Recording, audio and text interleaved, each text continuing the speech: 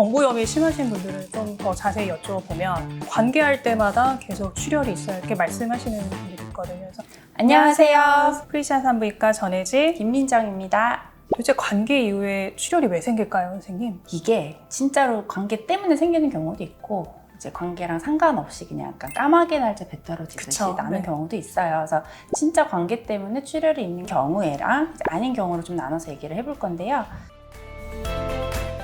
특히 관계 후에 어디가 제일 많이 상처가 생기냐면 질 입구를 이제 딱 봤을 때 6시 방향 거기가 이제 제일 많이 상처가 생기거든요. 그래서 혹시 뭐 그런 데 상처가 있는지 한번 좀 잘 봐야겠죠. 그다음에 또 어떤 것들이 있을까요, 선생님? 경부염이라 그래서 경부 자체에 조금 살이 좀 헐어 있거나 경부 쪽에 용종이 있어서 건드려지면 출혈이 좀 있을 수 있어요. 그래서 특히 뭐 경부염이 심하신 분들은 좀 더 자세히 여쭤보면 관계할 때마다 계속 출혈이 있어요. 이렇게 말씀하시는 분들이 있거든요. 그래서 아무래도 이제 염증이 있으면 계속 이제 거기가 자극이 되니까 관계할 때마다 좀 출혈이 있다라고 하시는 분들이 있죠. 그 다음에 출혈이 있으면서 이제 또 물어보는 것 중에 하나가 혹시 골반통 그런 거 있지 그렇죠. 않은지 한번 여쭤보잖아요. 그런 게 이제 자궁 내막염이나 아니면 일부 균들은 자궁 경부 쪽 출혈을 좀 일으키는 균들이 있어요. 그래서 성병들로 구분되어 있는 균 중에 클라미디아라고 하는 균이 있는데 그런 균이 있게 되면 또 출혈이 좀 있을 수 있거든요. 그래서 그런 거는 이제 검사를 사실 좀 해봐야 알아요. 시진으로만 알 수 있는 부분은 아니라서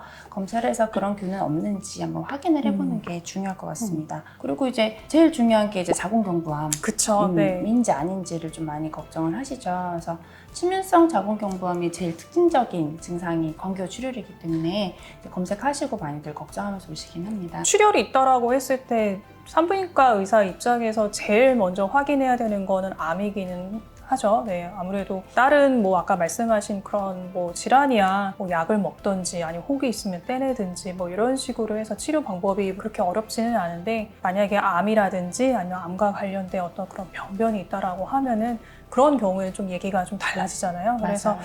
사실 출혈이 있다라고 하면은 반드시 암과 연관이 있는 건 아닌 건지 확인을 좀 해볼 필요가 있습니다.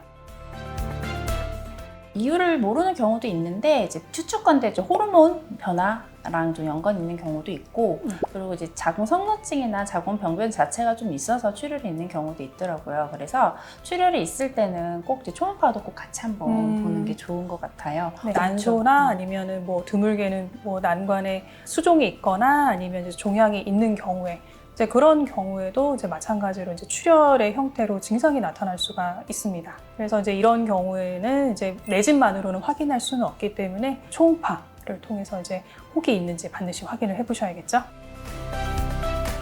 상처에 의한 거거나 뭐 종물이 있거나 라고 하면은 뭐 치료는 명확합니다. 이제 그거 출혈 부위를 지혈을 하고 종물이 있으면 떼면 되기 때문에요. 이제 치료 자체가 어렵지는 않은 것 같고요. 치료보다도 중요한 건 사실 출혈을 일으킬 수 있는 원인이 뭐가 있는지 검사를 하는 게 사실 더 중요한 것 그쵸. 같긴 하더라고요. 네. 예를 들어서 뭐 골반염 때문이다라고 하면은 그런 경우에는 뭐 항생제를 드시든지 호르몬과 관련된 출혈이라고 하면은 필요하면 뭐 호르몬제를 복용한다든지 아니면 혹이 있다라고 하면은 조금 지켜보든지 그 외 처치가 필요한지 그때 이제 상황에 따라서 이제 치료를 하시면 된다라고 말씀을 드리는데 대부분 사실 관계 후에 출혈이 있다라고 하면 우리 경부 쪽과 연관될 가능성이 높기 때문에 병원에 와서 정확하게 확인하고 거기에 맞춰서 치료를 하시면 된다 이렇게 생각하시면 될 것 같습니다. 그러면은 오늘 이제 관계 후에 출혈이 있을 때 어떤 원인이 있는지 또 어떻게 치료를 해야 되는지 알아보는 시간을 가졌는데요. 유익한 시간이었으면 좋겠고요. 네, 여기서 마치겠습니다.